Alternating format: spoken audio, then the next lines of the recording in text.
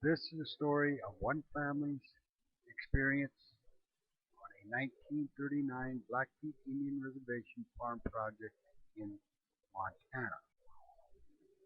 The study investigates one family's participation in a tribal federal government sponsored farm project in the state of Montana on the Blackfeet Indian Reservation in 1938.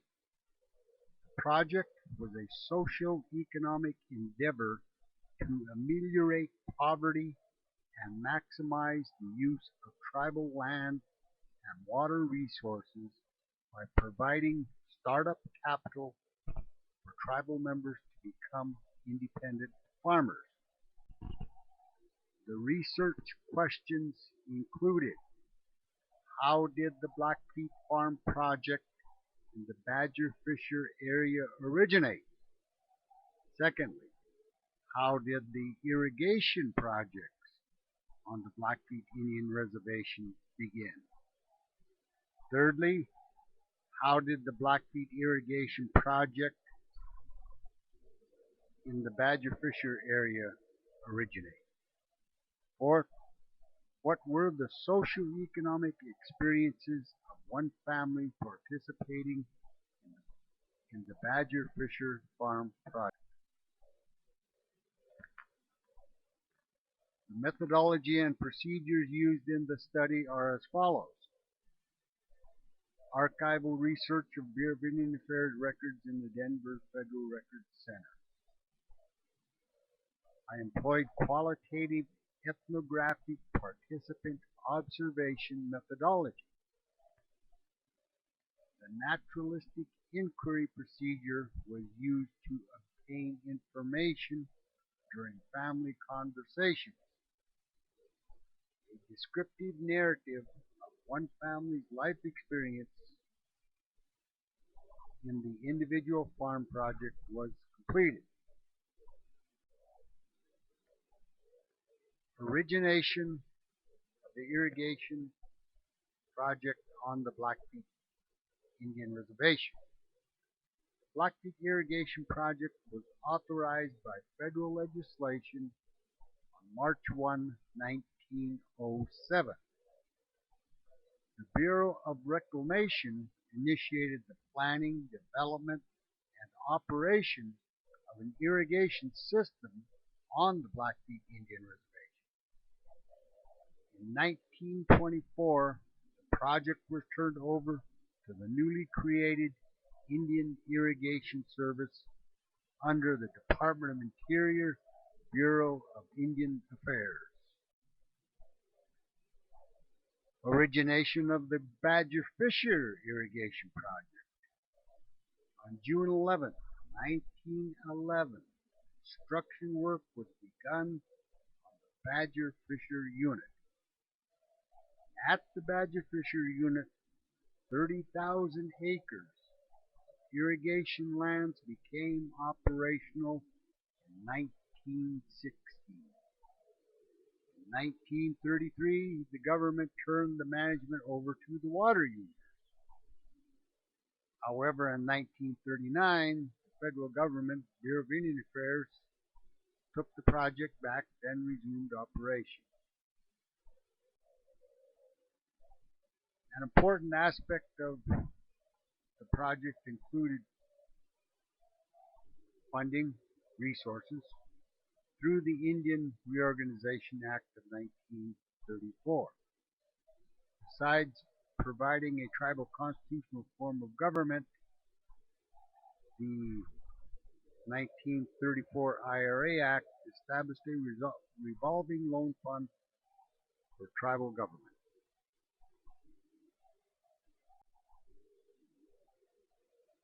Interesting in this study was the fact that John Collier, who became Commissioner of Indian Affairs, had developed a plan relative to rehabilitation of tribal lands in the West. He had concerns about the loss of Indian lands, the lack of enterprise and organization, the lack of capital, due, quote, in part to the federal government's failure to during many past years to promote a sound program for their rehabilitation. Collier Plan. The plan included provisions for the following: decent housing, essential farm and auxiliary buildings, adequate foundation herds, farm and household equipment, and the provision of capital for cooperative, industrial, and consumer enterprise. In 1936, the superintendent of the Blackfeet Indian Reservation, C.L. Graves, wrote a letter to the Commissioner of Indian Affairs, who was John Collier at that time. Graves proposed a $100,000 loan under the 1934 Indian Reorganization Charter for, quote, resettlement of some 40 to 50 Indian families on the Two Medicine and Badger Fisher irrigation projects. As indicated in the letter, the plan was based on a tribal council proposal. One of the major concerns was the loss of Indian water rights. The Blackfeet Tribal Business Council, governing body of the Blackfeet Indian Reservation, had passed a resolution on April 7, 1938, to engage in a corporate building enterprise. They set aside $10,000 of rehabilitation grant funds, $25,000 of tribal funds to finance or aid the financing of the rural rehabilitation of needy Indians by construction and repairing houses, barns, outbuildings, and root cellars, and also by developing wells and a spring for domestic water, and for clearing and improving lands and gardens on small farms. The study then interviewed one family named LeRoy and Eileen Pepion. The interviews and discussions took place between February 19, 1997, all the way to July 2008. Following presents some of that information. They were selected as one of the original 12 families for the farm project on the Badger Fisher area. Eileen Pepion pointed out, in addition to the house, barn, chicken house, and outhouse, they bought material for a livestock shed. She revealed that any additions to the land, such as fences, were at the cost of the participant. The family obtained water by way of a hand pump and a windmill from a deep well. The project had problems right from the beginning, which really was the lack of adequate capital. As LeRoy stated, it was always the Indians' thoughts, and it is absolutely true, that the federal government did not give the Indian farmers enough financing to carry out their mission in buying machinery and livestock to make a success of the project. Regarding Indian-white relations on this irrigation project, since there were non-Indians farming the land prior to the Indians becoming involved in the project.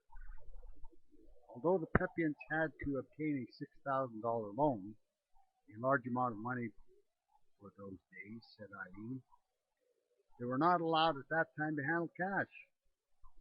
LeRoy talked about how they had to obtain vouchers for any cash outlays to meet their farm and subsistence needs. Eileen related how difficult it was in the beginning to get the white merchants to honor the vouchers for food and other purchases. The project demonstrated federal government paternalism. As stated by LeRoy, we had to buy our farm implements as a group. However, it was their personal loan funds from the Indian Revolving Loan Program. Thus, the paternalism of the Bureau of Indian Affairs is apparent at this time, as Indians were not allowed to handle their own funds.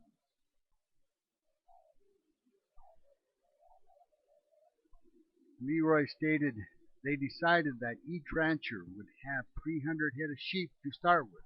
The sheep business lasted a few years, but it ran into a lot of difficulties, keeping each farmer's sheep separate from the rest. So eventually this project came to an end in about 4 years. Incidentally, each farm project only had 40 acres. So think of that, 300 sheep and 40 acres. How do you do that? However, the Indian farm participants demonstrated resourcefulness. LeRoy, in a written account, indicated that the participants jointly leased grazing land and hired a sheepherder. They leased grazing land on Two Medicine River and drove the sheep to a place named Seville, about 20 miles away, when a contract for woolland lands would be consummated. The income from the woolland lands was used to pay for land leases and loans. Socialization. What did these people do socially? Eileen indicated that the families would gather on Two Medicine River in a cottonwood area called the Old Grove, near the cooperatively leased sheep grazing area by Alkali Lake. She stated, "We would make a picnic out of it, cook or roast mutton. The kids would have foot races, and sometimes the adults would join in a baseball game." However, some of the farm participants began to leave. A lot of this had to do with the lack of capital. Some of the farmers began to leave the project early on during the sheep period. LeRoy states new homesteaders came to take their place. He further stated there was real difficulty in securing big enough loans in order to carry out the intentions of the project. As a result of limited availability of capital, he states a lot of the people abandoned their farms and left the project. However, the Pepions were able to progress on their farm. They were able to trade some of their own inherited shares from allotted land for plots on Badger Fisher. This process took several years, as land trades through the tribal and federal government are a challenging and bureaucratic process. As a result of this overwhelming accomplishment, they ended up owning what was probably the largest Indian farm project on Badger Fisher. In the beginning, they had to farm with horses. Remember, this was in 1940. You had to buy 2 teams of horses and harnesses in order to begin farming. Besides plowing and preparing the land for planting wheat and barley, they had to purchase haying equipment such as a wagon, mower, and rake. However, eventually, throughout time, over the years, and we will see that this family stayed with the project over 50 years, or almost 50 years. Later on, Pepion farming moved more into raising grain after using the BIA loan program to buy a tractor and other farm implements. LeRoy states, "I bought an international tractor with a crank start from a farmer south of Blair." However, the living conditions were sparse, as mentioned a lot by Eileen. The living arrangement included subsistence from a vegetable garden. They raised chickens, produced eggs, and the poultry were also harvested for food.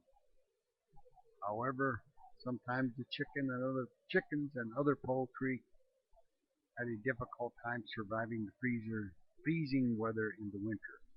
sometimes wild animals such as weasel or skunk would kill them.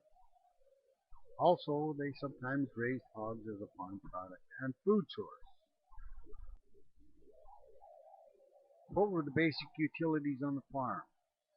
Since this is out on the plains away from the mountains, wood was rather scarce in the Badger Fisher area.